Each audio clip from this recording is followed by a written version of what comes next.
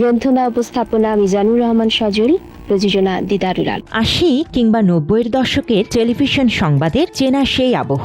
সময় বদলেছে, সময়ের সাথে বদলেছে প্রযুক্তির গতি আর গণমাধ্যমের খোলস। তবে এই পরিবর্তনের হাওয়া কতটা ইতিবাচক, নাকি আধুনিকতার আড়ালে হারাতে বসেছে আমাদের সংবাদ উপস্থাপনার চিরাচরিত ঐতিহ্য, গাম্ভীর্য আর শালীনতা? ফেনী থেকে সরাসরি যোগ দিচ্ছেন সহকর্মী আজাদ মাজার। আজাদ, মাদারীপুর ও সিরাজগঞ্জে সড়ক দুর্ঘটনায় ৫ জন নিহত হয়েছেন, আহত হয়েছেন অন্তত ১৪ জন। স্বাগত সমগ্র বাংলাদেশের সঙ্গে আছি তাসনিমে জান্নাত অর্থী। শিরোনাম জানাচ্ছিলাম এবারে দেশ বিদেশের আরো খবর নিয়ে দুপুরে বাংলাদেশে আপনাদের সঙ্গে থাকছি আমি মৌসুমী আহমেদ লোপা। একটা সময় ছিল যখন টেলিভিশন পর্দায় অত্যন্ত মার্জিত পোশাক, সুনিপুণ বাচনভঙ্গি এবং এক ধরনের রাজকীয় গাম্ভীর্যের সাথে সংবাদ পরিবেশন করা হতো। দর্শকদের কাছে সংবাদ পাঠক বা উপস্থাপকেরা ছিলেন নির্ভরযোগ্যতা, শুদ্ধ সংস্কৃতি ও শ্রদ্ধার এক অনন্য প্রতীক। কিন্তু সময়ের বিবর্তনে এবং তথাকথিত আধুনিকতার নামে এই চেনা প্রেক্ষাপটেও এসেছে বড় রদবদল। ক্যালিফোর্নিয়ায় বসতে যাচ্ছে ৪১তম ফিল্ম ইন্ডিপেন্ডেন্ট স্পিরিট অ্যাওয়ার্ডসের আসর। বর্তমান স্যাটেলাইট ও ডিজিটাল মাধ্যমের যুগে সংবাদ উপস্থাপনার ক্ষেত্রে অনেক সময় এক ধরনের অশালীনতা, অতি চটকদারি ও চরম অপেশাদারিত্বের অভিযোগ উঠছে, যা প্রতিনিয়ত ক্ষুণ্ণ করছে এই মহান পেশার সামাজিক মর্যাদা ও গ্রহণযোগ্যতা। সিনেমাটি হলে প্রদর্শনে বাধা নেই বলে জানিয়েছেন। দক্ষিণ কোরিয়ার রপ্তানিতে অচলাবস্থার শঙ্কায় হস্তক্ষেপ করে সরকার। হঠাৎ কালবৈশাখী ঝড়ের কবলে পড়ে চরম দুর্ভোগে পড়েছেন।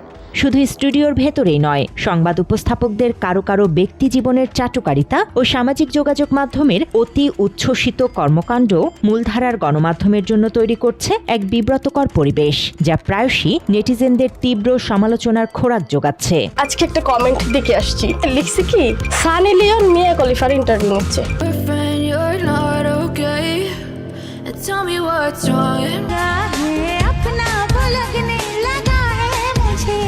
এরই মধ্যে পোশাক ও উপস্থাপনার ধরন নিয়ে নতুন আলোচনা উস্কে দিয়েছে বাংলাদেশ বেতারের একটি সাম্প্রতিক নির্দেশনা। নতুন নিয়ম অনুযায়ী নারী উপস্থাপকরা একপাশে ওড়না রেখে সংবাদ পাঠ করতে পারবেন না। পবিত্র ঈদুল আজহার বাকি আর মাত্র 2 দিন। একই সাথে টি শার্ট কিংবা বড় সাইজের টিপ পরে উপস্থাপনায় বসতেও নিরুৎসাহিত করা হয়েছে। ওয়েলকাম করছি সানডেলিনা শোবিজ ওয়ার্ল্ডে। ফিডিং ইন্ডিয়া কনসার্ট 2026-এর তৃতীয় খুব একটা সুখকর অবস্থা আসলে নেই নিত্য প্রয়োজনীয় পণ্যের বাজারগুলোতে। কর্তৃপক্ষের নির্দেশনা অনুযায়ী ওড়না সহ সালোয়ার কামিজ, শাড়ি, ফুল হাতা শার্ট এবং প্রয়োজন অনুযায়ী টাই পরিধান করতে হবে। সংবাদ উপস্থাপনায় শালীনতা ও পেশাদার পরিবেশ বজায় রাখতেই এই সিদ্ধান্ত বলে দাবি কর্তৃপক্ষের। তবে এই সিদ্ধান্ত প্রকাশের পর সামাজিক যোগাযোগ মাধ্যমে মিশ্র প্রতিক্রিয়া দেখা গেছে।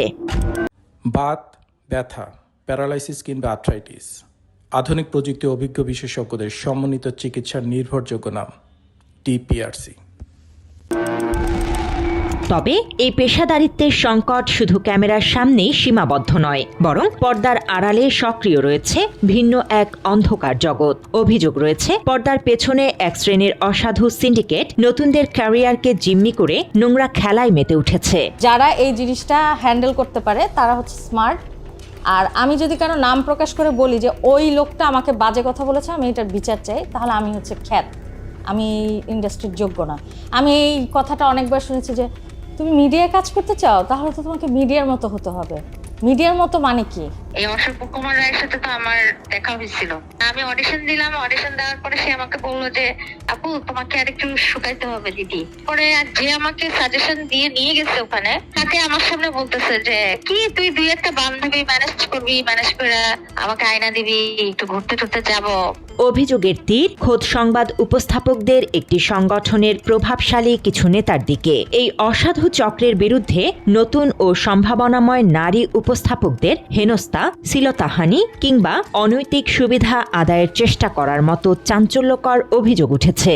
কথা না শুনলে ব্ল্যাকমেইলিং ও সুযোগ থেকে বঞ্চিত করা সহ রাজনৈতিক নেতাদের মনোরঞ্জনে বাধ্য করার মতো গুরুতর অপকর্মের কথাও এখন প্রকাশ্যে। বাংলাদেশে নিউজ প্রেজেন্টারদের বেশ কয়েকটা সংগঠন তৈরি হয়েছে, কিছু আছে মানে গজিয়ে উঠেছে বলতে চাই আমি, ছত্রাকের মতো কিছুটা।